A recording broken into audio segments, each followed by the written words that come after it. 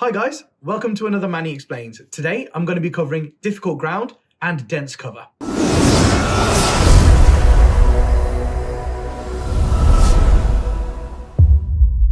Now these are two really key rules for anybody who is starting off as a competitive player, because you really need to understand how they work and all the different scenarios that you might get into on a tabletop to be able to utilize the terrain properly and to your advantage.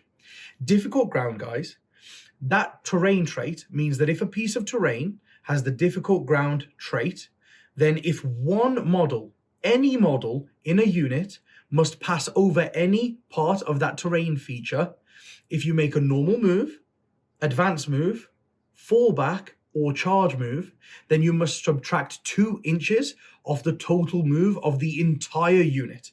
If at least one model passes over, the entire unit is slowed down by 2 inches. This doesn't apply though if every model in the unit that's making this kind of move has fly. Then you just ignore the difficult ground terrain trait. So what I'm going to do, guys, is I'm going to show you on the tabletop the different situations that you might find yourself in and exactly how difficult ground affects each one of those. In this example here, guys, I'm using a piece of terrain, which is woods. And that's because GW recommend, that's Games Workshop, guys, Games Workshop recommend that woods should have both the dense cover and difficult ground terrain traits. So it's really useful for our video today because it will be able to help us understand dense cover and difficult ground too. So of course, we're starting on difficult ground. Here we have a unit of Necron Warriors. So just to explain difficult ground properly, if these warriors were to try and make a normal move or an advance, which are both just types of move, but you don't have to engage an enemy, normal move or advance, if any model in their unit were to pass over the woods, then the entire unit would be -2 off their move.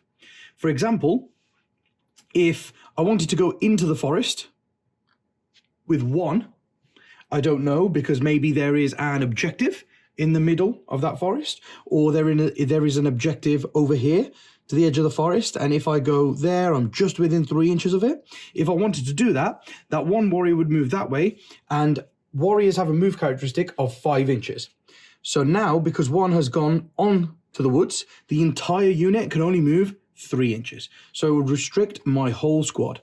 If I wanted to send everybody into the forest, then of course they're -2 inch move off the entire squad. But the important thing to know, guys, is that it only takes one model in the squad, say that guy, to pass over that forest, and now the entire unit, even if they just wanted to move sideways, could only move 3 inches, not 6 inches.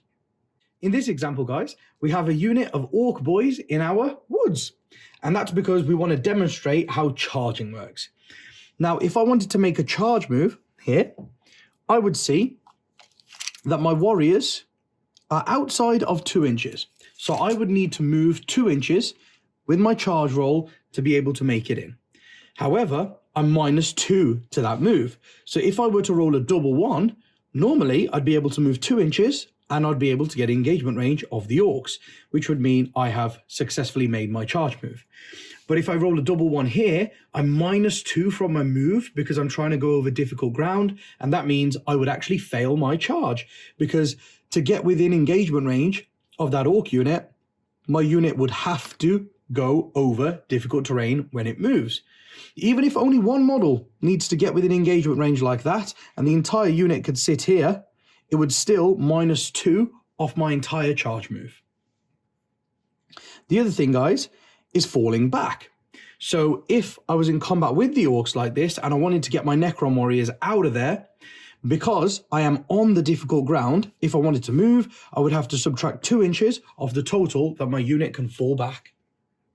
There are 2 scenarios, guys, that I've been asked to explain multiple times, so I think I should go over it in this video. This is the first example. So here, my Necron Warriors would like to charge these orc boys. I am outside of 4 inches from these orc boys, meaning that I would need to roll a 4 on my charge to get in. Now, here, because the boys are within an inch of the edge of the terrain, It means I do not subtract 2 inches from my move because no model in my squad needs to pass over the difficult ground to be able to complete that charge move. So if this warrior here were to roll a 4, well, if I were to roll a 4 for my squad of Necron Warriors, this Necron Warrior could go and stand there. So I am off the terrain, but I am within 1 inch of that Orc boy, meaning that I have successfully made my charge move with no models from my squad going over the difficult ground. So I do not have to subtract 2 from my charge roll. So if I would have rolled a 4 there, I could move the 1 warrior into engagement range, and then everybody else could go in whichever direction they wanted because I have already successfully completed my charge move. So that is one of the special scenarios I was asked to explain. This is the other scenario, guys, that I was asked to explain. Here, these Necron Warriors, I was asked if I can make a charge move from my Necron Warriors to these boys over here without finishing on the forest. Am I still -2 off my move? So the answer is yes. So what I was being asked was the distance to go around the forest to successfully complete this charge would be 11 inches. I am outside of 11 inches, meaning my squad would need to roll an 11-inch charge. However, if I measured this way and I was within 9, I only have to roll an 8.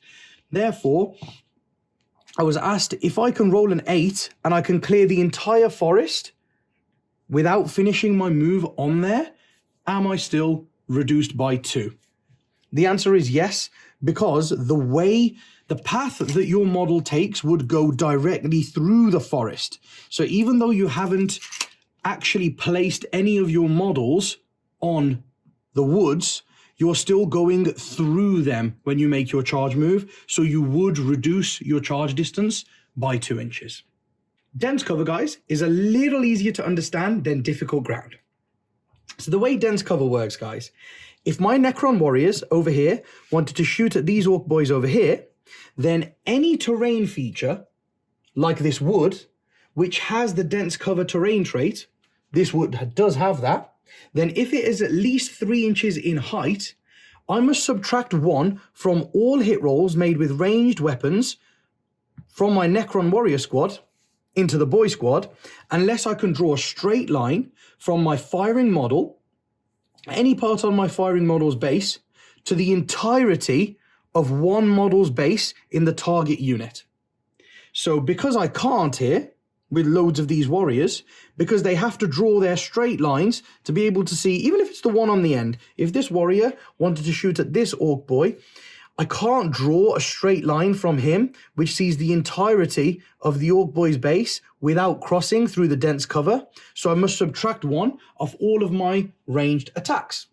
However, it is done on a model by model basis. So if you see the one warrior on this end of the squad, he can draw a line from this side of his base, which can cover the entirety of this Orc boy's base. I do not have to see the entirety of every base in the target unit, only one model.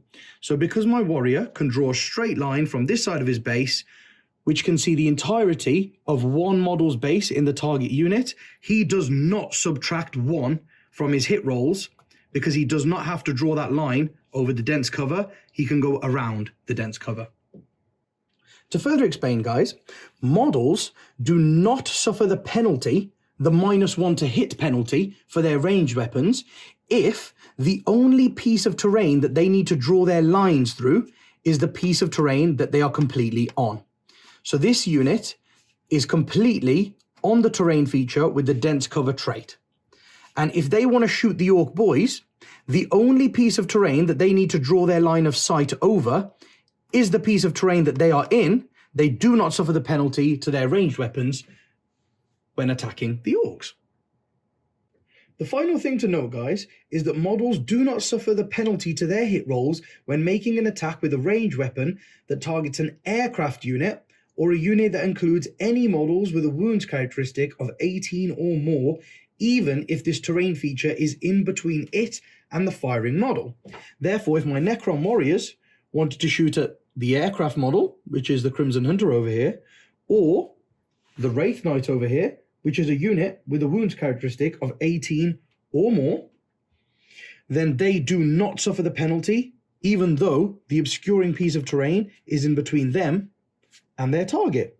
However, you got to note that the reverse is not true. So if the Crimson Hunter wanted to shoot my warriors, because I have no models in my unit that have a wounds characteristic of 18 or more, or the aircraft keyword, the Crimson Hunter would still incur the penalty when trying to shoot my Necron Warriors. And the same would go for the Wraith Knight. If it wanted to target my Necron Warriors, it would be -1 to hit through the piece of dense cover.